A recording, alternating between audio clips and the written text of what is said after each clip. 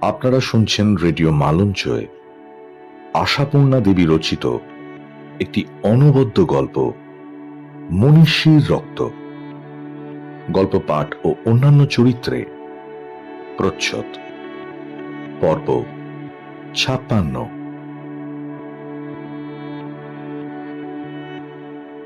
চোর আর গোয়েন্দা এই দুয়ের মধ্যে সামাজিক মান সম্মানের যতই তফাৎ থাক, আসলে কিন্তু একটি জায়গায় দুজনাই প্রায় এক শ্রেণীর। দুজনারই মাথা অতি পরিষ্কার থাকা দরকার, দৃষ্টি অতি সূক্ষ্ম এবং ঘ্রাণ শক্তি, অনুভব শক্তি আর অনুমান শক্তি অতীব প্রখর, আর থাকা দরকার অসীম ধৈর্য। এই গুণগুলি না থাকলে তুখোর গোয়েন্দাও হওয়া যায় না, আর পাকা চোরও হওয়া যায় না। তাছাড়া দুজনারই অবশ্য প্রয়োজনীয় একটি সাকরেত, চোরেরও গোয়েন্দারও। দুজনেই একানা ভেকা। সাগরেদহীন গোয়েন্দার নজির যেমন ভূভারতে কোথাও নেই, কদাচ ছিল না, চোরেরও অবিকল তাই।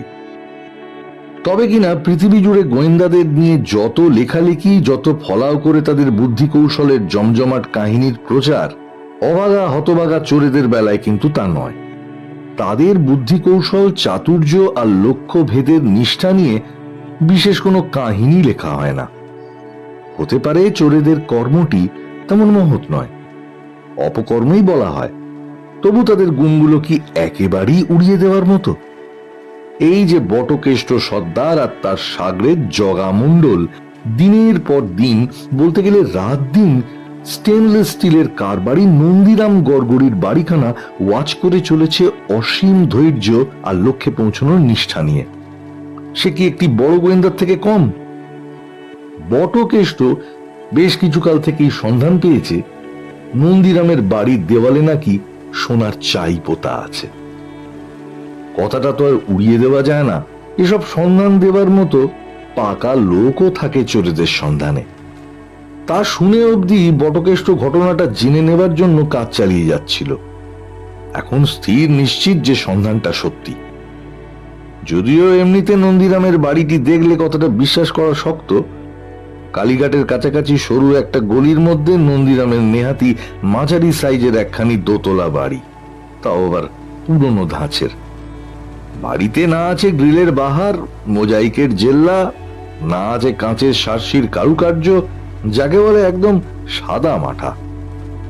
আর নন্দীরামও ততই বছর। নন্দীরাম জীবনে কখনো ধুতি, ফতুয়া অথবা হাফ পাঞ্জাবি ভিন্ন অন্য কোনো পোশাক পরিধান করেছে এমন কেউ বলতে পারবে না। তাও সেই ধুতি মোটা সোটা এবং বহরে খাটো, পাঞ্জাবি ফতুয়া তার সঙ্গে মানানসই। সারাক্ষণ পান চেবানো ছাড়া আর কোনো বিলাসিতার বালাই নেই। গোটা কয়েক ছেলে মেয়ে আছে, তাদের হাল ওই বাপেরই মতো। পড়ে নাকি কর্পোরেশন স্কুলে। আর বাড়িতে নিত্য যা বাজার আসে তা হচ্ছে কালীঘাট বাজারের যত সব ঝর্তি পড়তি উঁচা মাল। সাত্ত্বিক পরিবার, মাছ মাংস খাবার বালাই নেই। এই মানুষটির বাড়ির দেওয়ালে সোনার চাই হয় নাকি? তা জগতে কত অসম্ভব ঘটনাই না সম্ভব হয়। বিশ্বস্ত সূত্রের খবর, নন্দীরামের নিজস্ব ঠাকুর ঘরের দেওয়ালেই নাকি সেই সোনার খনি। ভগবান জানেন কথাটা সত্যি না হিংসুটেদের রটনা। দোষের মধ্যে শুধু নন্দীরাম তার ঠাকুর ঘরের দেওয়ালটি স্টেনলেস স্টিলের পাত দিয়ে মুড়ে ঝকমক করে রেখেছে।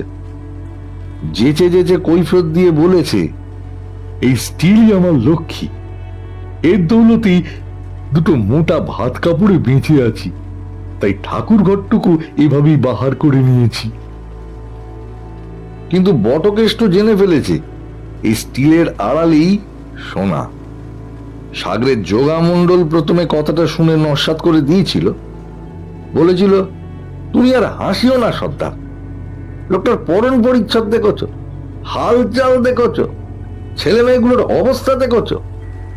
সাগরেদদের তো একটু কম বুদ্ধিই হয়, তা সে কি গোয়েন্দার কি চোরের। কিন্তু ওস্তাদেরা তো আর কম বুদ্ধি হয় না। বটকেষ্ট বলেছিল, ওরে ওর হালচালটা হচ্ছে ভেক, আসলে ধোঁকড়ের ভেতর খাসা চাল, তুই ওয়াচ করে যা। তদবধি ওয়াচ করে চলেছে যোগা। কাজী নন্দীরামের বাড়ির কাছাকাছি একটা জরাজীর্ণ শিব মন্দিরে বাসা বাঁধতে হয়েছে যোগাকে। সে নিরীক্ষণ করে করে ওস্তাদকে রিপোর্ট দিয়ে চলেছে। কি ধরনের রিপোর্ট? কি আবার ধরন? লোকটার বাড়িতে কজন মেম্বার, তাদের সঙ্গে লোকটার কি সম্পর্ক, তাদের বয়স কি রকম, পেশা কি, কখন বেরোয় কখন ফেরে, বাড়ি কোনো সময় খালি থাকে কিনা, থাকলে কোন সময় কতক্ষণ, এ সবই তো রিপোর্টের ব্যাপার। তো নন্দীরামের বাড়ির ব্যাপারে রিপোর্ট অতি পরিষ্কার ঝরঝরে। নন্দীরামের একটা বউ, দুটো মেয়ে, তিনটে ছেলে। তাদের সঙ্গে নন্দীরামের যা সম্পর্ক হবার তাই সম্পর্ক। বউ অর্থাৎ গিন্নির বয়স 35ও হতে পারে, 65ও হতে পারে। চেহারা দেখে বোঝবার উপায় নেই। কলে মাড়াই হওয়া আঁখের ছিবড়ে থেকে বোঝা যায় সেটা কোন ফসলের আঁখ। তবে নন্দীরামের বয়স 50-এর কাছাকাছি। ছেলে মেয়েগুলোর বয়স 5 থেকে 15-র মধ্যে হবে। এদের মধ্যে গোটা তিনেকের পেশা স্কুলে যাওয়া, বাকিগুলোর পেশা খিদে পেয়েছে বলে বায়না করা। যারা স্কুলে যায় তারা বেলা 10টায় বেরোয়, বিকেল 4টে ফেরে। আর ফিরে রুটি আর গুড় খেয়ে ছাদে উঠে ঘুড়ি ওড়ায় কিংবা শুধুই দাপাদাপি করে। নন্দীরামের গিন্নির বাড়ি থেকে বেরোনোর কোনো প্রশ্ন নেই। সে ভোর থেকে রাত পর্যন্ত অবিরত কাজ করে চলে। বাড়িতে কোনো কাজ করবার লোক নেই, শুধু মাঝে মাঝে একটা নড়বড়ে বুড়ি এসে এক জুড়ি করে ঘুঁটে দেয় আর 4টি কয়লা ভেঙে দিয়ে যায়। তা বুড়িটা এমন বদ্ধ কালা যে তাকে জিজ্ঞাসা করে ভেতরের খবর জানবার কোনো উপায় নেই। বাকি নন্দীরাম গড়গড়ি স্বয়ং। নন্দীরাম ভোরবেলা উঠে নিজের জুতো জোড়া বুরুশ করে রাখে, নিমের দাঁতন দিয়ে এক টুকরো উঠোনে দুলে দুলে দাঁতন করে। তারপর উঠোনের চৌবাচ্চাটা ধুয়ে সাফ করে তাতে জল ভরতে দেয়। অতঃপর চান করে দোতলায় উঠে গিয়ে একটা কাঁচা ধুতি পরে পুজোর ঘরে ঢুকে দরজা বন্ধ করে পুজো করে। তবে পুজো করে কি টাকা গোনে সে জানে আর তার ঠাকুর জানে। ভাঙা শিব মন্দিরের গায়ে গজানো অশ্বত্থ গাছটার মগ ডালে উঠে ডালপালার আড়ালে আত্মগোপন করে অনেক কিছুই দেখতে পায় বটে জগামণ্ডল। তবে ঠাকুর ঘরটির মধ্যেটা দেখার উপায় নেই। ঠাকুর ঘরে কোনো জানলা নেই। আছে ওপরের দিকে কটা গুলগুলি, তাও তারের জালি দিয়ে ঢাকা। দরজা একটাই, সেটা নন্দীরামের শোবার ঘরের মধ্যে দিয়ে। পুজোর ঘর থেকে বেরিয়ে এসে নন্দীরাম মোটা কাঁচের গ্লাসে 1 গ্লাস চা খায় আর 1 বাটি মুড়ি। আগে তেল নুন মেখে খেত, তেলের দাম বেড়ে যাওয়া স্টক শুধু নুন মেখে খায়। তবে রান্নাঘরের পেছনে বাসন মাজার চাতালের ধারে একটা দিব্যি ঝাঁকড়া কাঁচা লঙ্কার গাছ আছে। তা থেকে পটাপট 2টো লঙ্কা ছিঁড়ে আনে, বিনা খরচে মুখে স্বাদ আনা আর কি। চা খেয়ে নন্দীরাম গড়গড়ি চটের থলিটি হাতে নিয়ে বাজারে বেরিয়ে পড়ে। বাজারের মাঝখানে কদাচও ঢুকতে যায় না। আনাচে কানাচে ঘোরাঘুরি করে যত রাজ্যে সস্তা মাল কিনে এনে গিন্নির হাতে ধরিয়ে দিয়ে জোর গলায় বলে, চটপট ভাতটা দাও। গিন্নি চিঁচি করে বলে ওঠে, এসব কানা বেগুন, শুকনো ডাঁটা পাতা, ভ্যাপসা কুমড়ো, এ দিয়ে চটপট কি করে হবে শুনি? নন্দীরাম হুঙ্কার ছাড়ে, তা আমি কি পোলাও কালিয়া খেতে চাইছি? ডাল ভাত আর একটা ঘ্যাঁ ঢলি আমার তোফা চলে যায়, জানো না? অতঃপর নন্দীরাম বড় এক গেলাস জল খেয়ে তার কারখানার হিসেবের খাতা দেখতে বসে। যোগা সুদূর মন্দির চূড়ো থেকে ওই খাতা নিয়ে বসার দৃশ্যটা দেখতে পায়। তবে খাতার মধ্যেকার ব্যাপারটা দেখবার কোনো উপায় নেই। বেশ কিছুক্ষণ হিসেব দেখে নন্দীরাম খাতাপত্র সিন্ধুকে তুলে রেখে তাতে চাবি দিয়ে চাবিটা কোমরে বাঁধা ঘুমশিতে টাইট ফিট করে বেঁধে ধুতির কষি তার উপর চাপিয়ে ঢেকে ভাত খেতে বসে। বড় 1 থালা ভাত, একটা বড় জামবাটি ভর্তি ডাল আর একটা চচ্চড়ি। হাপুস হুপুস করে 2 মিনিটে ফর্সা করে ফেলে। কেডস জুতো জোড়াটি পায়ে গলিয়ে কর্মস্থলের উদ্দেশ্যে রওনা হয়। ফিরে সেই রাত 8টায়। এই হচ্ছে রিপোর্ট। জগা বলে, এই লোকের ঘরের দেওয়ালে সোনা পোতা থাকতে পারে? তা যত সব। বটকেষ্ট বলে, এই লোকেরই থাকে রে জগা, ভাব দেখায় যেন গরিবের গরিব তর্স গরিব। ওই যে হিসেবের খাতা, সব 2 নম্বরই, বুঝলি? 1 নম্বরই যা থাকে দোকানে, ভারী ছোটখাটো হিসেব, আয়করের হানার ভয় নেই, তবে ওই স্টেনলেস স্টিলের দেওয়াল করেই মরেছে। লোকের সন্দেহ আসলে ওটা করেছে বোধহয় হঠাৎ পাছে কেউ দেওয়াল খোঁড়াখুঁড়ি করে। পুরনো বাড়ি, নোনা ধরা দেওয়াল, তাই না হয় হলো। কাহাতোগার এইভাবে ভাঙা মন্দিরের চূড়ে উঠে গাছের ডাল ধরে ঝুলে থেকে ওয়াচ করা যায়। যোগা একটা ফন্দি করলো। গাছ থেকে নেমে পড়ে সে ছদ্মবেশ পরে লজেন্স চকলেটওয়ালা সেজে পাড়ায় ঘোরাঘুরি করতে শুরু করলো। ভারী সস্তার কারবার। লেলে বাবু 25, সবকো মাল 25। হ্যাঁ, একটা লজেন্সও 25 পয়সা, একটা চকলেটও 25 পয়সা। বাচ্চাদের জালে পড়তে কতক্ষণ? ভীষণভাবে জালে পড়ে গেল আবার নন্দীরামের সেজো ছেলে গঙ্গারাম। তার কাছে 25 পয়সাও থাকে না। কঞ্জুস বাপের ছেলেদের যা হয়। কিন্তু তাতে কি, লজেন্সওয়ালা যে ভারী ভালো। ও গঙ্গারামকে ডেকে ডেকে চকলেট দেয় আর বলে, আমার কত রয়েছে, তুমি খাও না দুখানা, ও কিচ্ছু হবে না, লজ্জা কি? আচ্ছা, তুমি না হয় বড় হয়ে আপিসে চাকরি করে শোধ দিও। অতএব গঙ্গারাম রোজ একখানা করে চকলেট খায় আর বাড়ির খবর সাপ্লাই করে। বাবার নাম নন্দীরাম না ফন্দিরাম? কতকাল ধরে ফন্দি করছে কি করে টাকা জমাবে। ঠাকুর ঘরের দেওয়ালে যে কি ফন্দি সেঁটে রেখেছে বাবাই জানে। ঘরে ঢুকে পুজো করে না হাতি, কেবল দেওয়ালে হাত বুলোয় আর মাথা ঠেকায়। মাথায় ঠেকায়? রিপোর্ট শুনে বটকেষ্ট লাফিয়ে ওঠে। হ্যাঁ, আর তুই বলছিস দেওয়ালে কিছু নেই? শুধু কচু আছে, কাঁচকলা আছে, ঘোড়ার ডিম পোড়া আছে। ওরে জগা, কোনো মতে একদিন ওই গড়গড়িটাকে লাউ গড়গড়িয়ে কোথাও চালান করে দিতে পারিস না? একটা হেস্ত নেস্ত দেখে মরি। যোগা মণ্ডল নিঃশ্বাস ফেলে বলে, সে আর তুমি দেখেছ ওস্তাদ, শুধু মধু কতগুলো দিন কাবার। তবে হ্যাঁ, ছিচকে চড়ে দিন আর নেই। এখন শার্ট প্যান্টুল পরে বড় বিদ্বান বাবুরা দল বেঁধে দিন দুপুরে বড় মানুষদের বাড়িতে ঢুকে পড়ছে। স্টেন গান, পাইপ গান দেখাচ্ছে, রিভলভার উঁচিয়ে লকার সিন্ধুকে চাবি কেড়ে নিচ্ছে। কাজ ফতে করে গটগট করে বেরিয়ে এসে অ্যাম্বাসাডার চেপে হাওয়া হয়ে যাচ্ছে। আর আমরা বুক হেঁচড়াইড়ে ভাঙা মন্দিরে চুড়ে উঠে অশ্বত্থ গাছের ডালে বেম্বদত্তির মতো পা দুলিয়ে বসে বসে মশার কামড় খেয়ে খেয়ে ওয়াজ করছি। এ পেশায় ধিক্কার। বটকেষ্ট সান্ত্বনা দিয়ে বলে, সুদিন আসবে রে জগা, একবার যদি গড়গড়িটাকে ফাঁসাতে পারি তো ব্যাস, কেল্লা মার দিয়া। এই হতভাগা জীবন থেকে মুক্ত হয়ে একটা ব্যবসা বাণিজ্য করে নতুন জীবন ধরবো। কিন্তু সেই একবারটা আসছে কই? নেহাত নাকি চকলেট লজেন্স গুলো চোরাই মাল, তাই সাপ্লাই দেওয়া যাচ্ছে সস্তায়, বিনি পয়সায়। তবে হ্যাঁ, শান্তরে বলে, সাধুর 7 দিন, চোরের 1 দিন। সাধু মানে কি আর সন্ন্যাসী? তা নয়, সাধু হচ্ছে গেরস্থ। গেরস্থ হয়তো হঠাৎ একদিন অসাবধান হয়ে যায়, আর সেই দিনটি চোরের পোয়াবারো। আজ যোগামণ্ডল হাঁপাতে হাঁপাতে এসে রিপোর্ট দিল, কথা মক্কম খবর, গড়গড়ি কোম্পানি এখন 2 দিন বাড়ি ছাড়া থাকবে। হ্যাঁ, বলিস কি? কে বলল? কি আবার, আমার খবর সাবলার গঙ্গারাম। নন্দীরাম সপরিবারে দেশের বাড়ি যাচ্ছে খুড়োর ছেড়াদ্দোয়। ছেড়াদ্দোর দিন নাকি খুড়োর উইল পড়া হবে।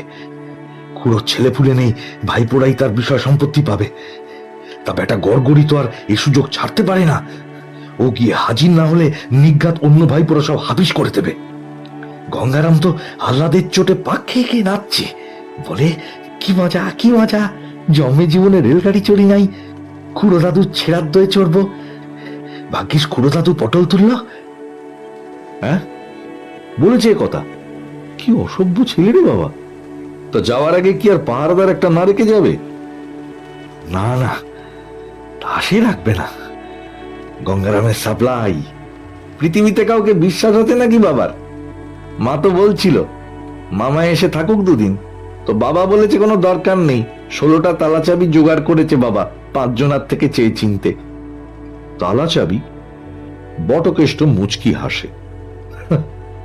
বটকেষ্টর কাছে তালা চাবি? গোদরেজের কলও কায়দা করে খুলে ফেলতে পারে বটকেষ্ট। বুঝলি জগা? যোগা বলে, সে তো এ যাবৎ দেখে আসছি, তো কবে যাবে? পরশুদিনকে? জায়গাটা কোথায়? ওই তো গঙ্গারাম পুরুলি পুরুলি করছিল, বোধহয় পুরুলিয়াই হবে। উইলকে বলল হুইল, তবে ওস্তাদ ছেলে। আরে বাস, পুরুলিয়া! তাহলে তো কথাই নেই, অন্তত দুটো রাত তো হাতে পাওয়া যাবে। তো মেরে পিঠে আর দুটো দিন লড়ে যা জোগা। লক্ষ্য রাখ কখন বেরোলো, কে কে বেরোলো, বাড়িতে কাউকে পাহারা রেখে গেল কিনা। তার সব খবরই যথাযথ দিয়েছে জগা তার গুরু বটকেষ্টকে। বউ ছেলে মেয়ে নিয়ে ভোরবেলা একখানা ট্যাক্সি চেপে বেরিয়ে গেল নন্দীরাম। ট্যাক্সি চড়ার মতো বিলাসিতা করতে বাধ্য হয়েছে নন্দীরাম এখন খালি পা বলে। জ্ঞাতি অসহজে জুতো পরা নিষেধ। জগা বলল, সদরে পরপর 6টা তালা লাগিয়ে গেছে। বটকেষ্ট বলল, যেতে দে, অ্যাসিডের বোতলটা বাগিয়ে রাখ। সে তো আছেই, অ্যাসিড, মুখোশ, তোমার গে যন্ত্রের থলি সবই মজুদ। রাত 12টার পরই বেরিয়ে পড়া যাবে, কি বলিস সাগরেদ? সাগরেদ বিষণ্ণ গলায় বলল, আমাদের এছাড়া আর উপায় কি? আমরা তো আর বেলা 12টায় বুক ফুলিয়ে অভিযানে বেরোবার এলেম রাখি না। তেমন দিন কি আর পাবো কখনো? তেমন দিন? বটকেষ্ট একটা হুঙ্কার ছাড়লো। বলছি না একবার একটু সুরা হলি এই পাপ জীবন ছেড়ে নতুন জীবন ধরব? মা কালী যেন দয়া করে। নন্দীরাম গড়গড়ির দেওয়ালে সোনার তাল মেলে। চোর ডাকাতদেরও মা কালী আছেন বই কি, দয়া টয়াও করেন। না হলে দেশে যেখানে সেখানে এত সব ডাকাতে কালীর মন্দির কেন? সত্যি দয়া করলেন মা কালী। রাত দুপুরে অন্ধকারে চোখে মানিক জেলে বটকেষ্ট তার সাগরেদকে নিয়ে গড়গড়িয়ে সদর দরজার 6টা, সিঁড়ির দরজার 4টে আর শোবার ঘরের দরজার 5টা তালার চাবির গর্তে 2-4 ফোঁটা অ্যাসিড ঢেলে দিয়ে ফটাফট খুলে ফেলে ঢুকে এলো আসল জায়গায়।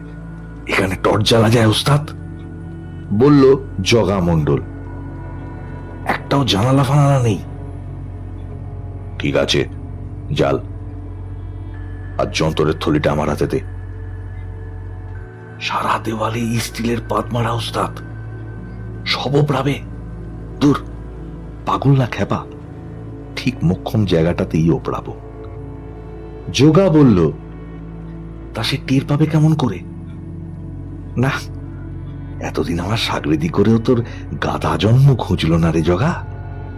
দেখ কি করে টের পাই, আওয়াজই মালুম হবে। বটকেষ্ট একটা ছোট্ট কোনো ধাতুর গড়া বিঁটে রড দিয়ে সারা দেওয়ালে ঠুকঠুক ঠুকঠুক করে ঠুকতে ঠুকতে হঠাৎ এক জায়গায় ঠুকেই স্থির হয়ে গিয়ে বলে উঠল, জগা, পেয়ে গেছি। পেয়ে গেছো? কি পেয়ে গেছো? মোক্ষম জায়গাটা আবিষ্কার হয়ে গেছে। যন্ত্রগুলো দিয়ে মানিক? ভগবান জানেন কোন সূক্ষ্ম যন্ত্রের সাহায্যে চার দিয়ে একখানা শীট খুলে ফেললো বটকেষ্ট। সেটা উবড়ে খুলে নিল। দেখলো সেখানে একটা বড় কুলুঙ্গি, আর সেই কুলুঙ্গির মধ্যেই একটা ওরে বাবা রে, ওরে বাবা রে, কি কি ওখানে! মস্ত একটা গোগ্র সাপ। আরে বাবা, সেসব কিছু নয়, সেখানে একটা তামার কলসি বসানো। কিন্তু তাতে কি? সেটাকে টেনে দেখছে কে? হঠাৎ আচমকা পেছনে একটা বুক ফাটা আর্তনাদ। ওরে বাবা রে, ওরে বাবা রে! ব্যাস, সঙ্গে সঙ্গে কাটা কলা গাছের মতো ধপাস করে মাটিতে পড়ে শটাং লম্বা শ্রী নন্দীরাম গড়গড়ি। কিন্তু যেভাবে পতন, তারপর কি আর শ্রী রইলেন নন্দীরাম, নাকি চন্দ্রবিন্দু হয়ে গেলেন? না, নন্দীরামের দেশের ভিটে পুরুলিয়া নয়, ভিটে দক্ষিণ 24 পরগনার পুরুশুলিয়া গ্রামে। গ্রামগঞ্জের যে কত নামই থাকে, মানে থাক না থাক, নাম একটা হলেই হলো। তা সে গ্রাম তো কলকাতা থেকে ঘন্টা 2 আর স্টেশন থেকে ঘন্টা খানেক। খুড়োর শ্রাদ্ধ শান্তির শেষে, উইল পড়াপড়ি আর ব্রাহ্মণ ভোজনের অন্তে নিজের ভোজন সমাধা হতেই নন্দীরাম ছটফটিয়ে উঠে বউকে বলল, ছেলে মেয়ে নিয়ে এখানে তুমি থাকো 2 দিন, আমি চলি। বউ তো হতভম্ব, এই রাত্রিকালে চলি কি গো? সকাল হলেই না হয়। না না, রাতটাই আসল। সেই আসল সামলাতেই ঊর্ধ্বশ্বাসে ছুটে এসেছে নন্দীরাম। এসেই দেখল সদর দরজায় 6টা তাল কাঁধ হয়ে দুলদুলিয়ে দুলছে। মরিয়া হয়ে সিঁড়িতে উঠতে সেখানে এই একই দৃশ্য। আর ঘরের দরজায় এসে এসে আর কি, দেওয়ালের পাত খুলে হা হা করা দৃশ্য। বুকের মধ্যে দমাদম হাতুড়ির ঘা, মাথার মধ্যে দাউ দাউ আগুন, পা লটপট, চোখে সর্ষের ফুল। এতেও করে মাটিতে পড়ে গড়িয়ে যাবে না নন্দীরাম গড়গড়ি? যার নাম স্ট্রোক, জ্ঞান গম্যি নেই, মুখ দিয়ে ফেনা কাটছে। এ কি হলো ওস্তাদ, টিসে গেল নাকি? বটকেষ্ট বলল, যেতে দে, আমরা মালটা নিয়ে সরে পড়ি। কলসিটার মধ্যে সত্যিই ডেলা ডেলা সোনা। যোগা, বুঝতে পারছিস এসব সোনা কিসের? বুঝেছি, আমরা আর আমাদের মতনরা যেসব গয়নাগাটি সাফাই করে ছপট পোদ্দারের দোকানে গলিয়ে প্রমাণ লোপাট করে ফেলি। জিতেরাও বেটা, বুঝেছিস তাহলে? তার মানে সস্তায় চোরাই সোনা কিনে কিনে জমিয়েছে। জগা বলল, তা তো বুঝলাম, কিন্তু লোকটাকে তো দেখতে হয় ওস্তাদ, চোখে মুখে একটু জল দিতে পারলে। বটকেষ্ট খিঁচিয়ে বলে, বাহ চমৎকার, তুই ওর চোখে মুখে জল দিয়ে চোখ খোলা, আর ও উঠে তোকে কামড়ে দিক, যেমন আছে থাক। চল চল, চা চা, আপন প্রাণ বাঁচা। জগামণ্ডল কিন্তু অনমনীয়। তাই কি কখনো হয় ওস্তাদ? চোর বলে তো আর জানোয়ার নই, মনুষ্যত্ব বলে একটা কথা আছে তো। লোকটাকে এইভাবে মরণের মুখে রেখে দিয়ে, না না, তা হয় না। কোথা থেকে এক ঘটি জল নিয়ে আসে জগা? বটকেষ্ট হতাশ ভাবে বলে, তুই তবে বসে বসে মনুষ্যত্ব কর, ডাক্তার ডেকে আন, ওষুধ খাওয়া, সেবা কর। জগা অকুত ভয়ে বলে, তার দরকার হলে সবই করতে হবে। জলজান্ত লোকটাকে আজ কদিন ধরে দেখছি, খাচ্ছে, বেড়াচ্ছে, বাজারে যাচ্ছে, আপিস যাচ্ছে, ওয়াজ করতে করতে চেনা হয়ে গেছে। সেই লোকটা এই অবস্থায় ফেলে রাখা, না, নিকাত মরে যাবে। তখন মনে হবে একটা নরহত্যার কারণ হলাম। প্রায় ডুগরেই কেঁদে উঠল জগা। বটকেষ্ট তাকিয়ে দেখল, কথাটা অবশ্যই ঠিকই, এভাবে ফেলে রেখে গেলে নিশ্চিত মরবে। 2-3 দিন পরে বউ ছেলে মেয়ে এসে দেখবে লাশ পচে গন্ধ ছাড়ছে। এ বাবা, ভীষণ ভয়ঙ্কর ব্যাপার হবে সেটা। বটকেষ্টরও মন দুলল, তবে জগার দিকে ব্যঙ্গ দৃষ্টি হেনে বলল, মরুক না, তোর কি, খুব তো পাইপ গান, মেশিন গান বলে তরপাস, তাহলে তো নিজেরাই নিহত করে রেখে চম্পট দিলে হতো। জগা রেগে বলল, সে কথা বাদ দাও, এখন একে দেখে নিজে আমার মাথা বন্ধন করে ঘুরছে। এই যে নড়ে চড়ে না, সোনার শোকে লোকটা সত্যি হার্ট ফেল করলো নাকি? না বাবা, একটা ডাক্তার দেখা দরকার। বটকেষ্ট বলল, তবে যা ডাকতে, এই রাত্রিরে কোন মহাত্মা ডাক্তার আসে দেখি। বেশি টাকা দেব বললে আসতে পারে, তা আসতে পারে, তবে মনে রাখিস, এই সোনাবর্তী ঘোড়া ফেলে রেখে হাত কড়া পড়ে জেলে যাওয়ার জন্য প্রস্তুত থাক। ও পরের কথা পরে ভাবা যাবে ওস্তাদ, এখন তো। আচ্ছা দাঁড়া একটু, লাশটাকে ধরাধরি করে ওর ঘরের বিছানায় শুইয়ে রেখে ডাক্তার ডাকতে যা। এভাবে পড়ে থাকতে দেখলে। জগা ধরাধরি করে নন্দীরামকে তার বিছানায় শুইয়ে রেখে তীর বেগে বেরিয়ে গেল। কিন্তু তারপর কি ঘটলো? তারপর ডাক্তার পেল জগা? তা পেল, পাড়ারই ডাক্তার। নন্দীরাম গড়গড়ি যায় যায় অবস্থা শুনে বলল, নন্দীরাম লোকটা অতি খেঁজড়া, তবে পাড়ার লোক। কিন্তু তুমি কে হে বাবু? তোমাকে তো চিনি না।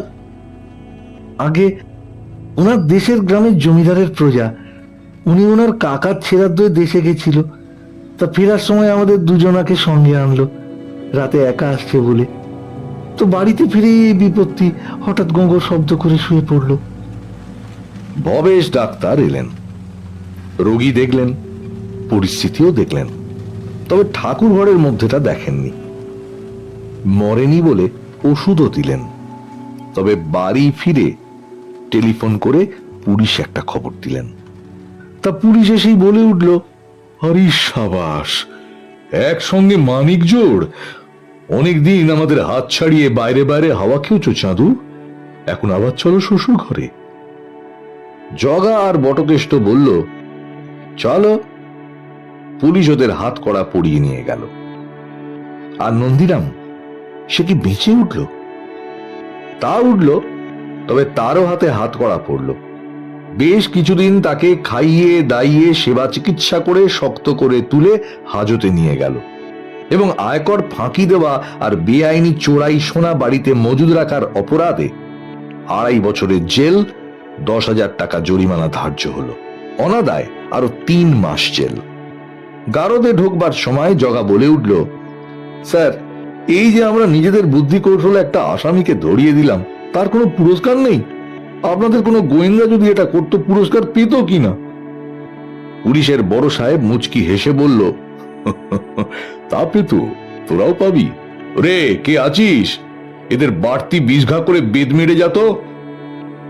চোর আর গোয়েন্দার মধ্যে তফাৎ এই। গারদ ঘরে ঢুকে এসে বটকেষ্ট গামছা দিয়ে গায়ের ঘাম মুছতে মুছতে বলল, তখনই বলেছিলাম তুই ডোবাবি জগা। জগাও ঘামছে, তবে ঘাম মুছল না। জগা মণ্ডল বেজার গলায় বলল, তা তুমিও তো সুযোগ পেয়েছিলে ওস্তাদ। আমি যখন ডাক্তার ডাকতে গেলাম, তুমি পালালেই পারতে। লাশ আগলে বসে পাখার হাওয়া করতে লাগলে কেন? বটকেষ্ট চোখ লাল করে বলল, ও বটে, তুই শুধু মনীষী, আর বট একটা জানোয়ার। কেমন? তার গায়ে মনীষী রক্ত নেই, কেমন? তবে দেখলি তো, জীবনটাকে একবার নষ্ট করে ফেললে আর কখনো নতুন জীবনের আশা নেই। মনীষীর রক্ত গায়ে থাকলেই বাকি।